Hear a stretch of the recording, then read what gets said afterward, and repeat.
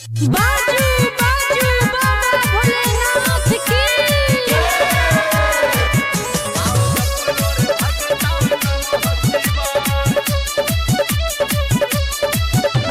Music by Mantu Manish. आज लगा है शिव का मेला, मेले में पुजारी हम, महाकाल का दर्शन कर लो, मिट जाएगा सारा गम। इसलिए बोला है ओम नमः शिवाय, ओम नमः शिवाय। आओ जप लो रे भगता नमः शिवाय, ओम नमः शिवाय, ओम नमः शिवाय। आओ जप लो रे भगता नमः शिवाय।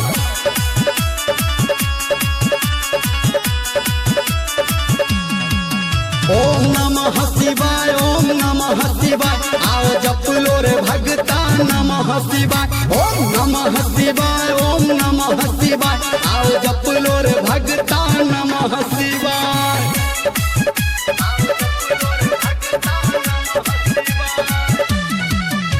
माँ गायत्री रिकॉर्डिंग स्टूडियो।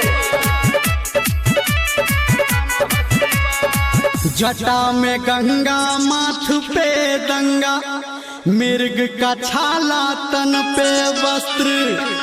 क्या कोई मारेगा मुझको, महादेव जब मेरे शस्त्र।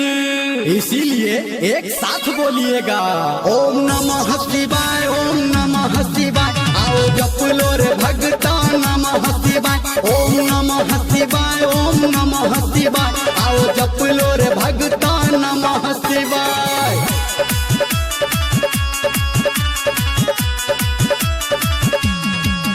ओम नमः शिवाय, ओम नमः शिवाय।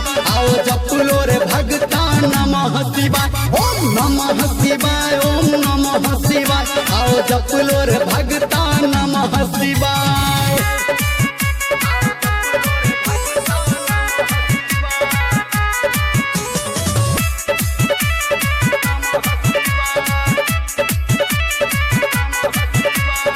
ओम से भी ओम बना, सत्य बना शिव शंकर से।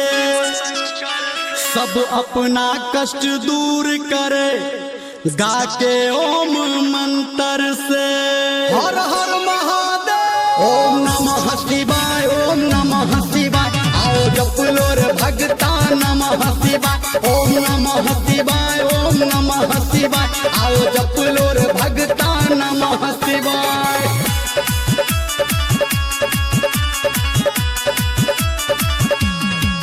ओम नमः शिवाय, ओम नमः शिवाय। आओ जप लो रे भगता नमः शिवाय, ओम नमः शिवाय, ओम नमः शिवाय। आओ जप लो रे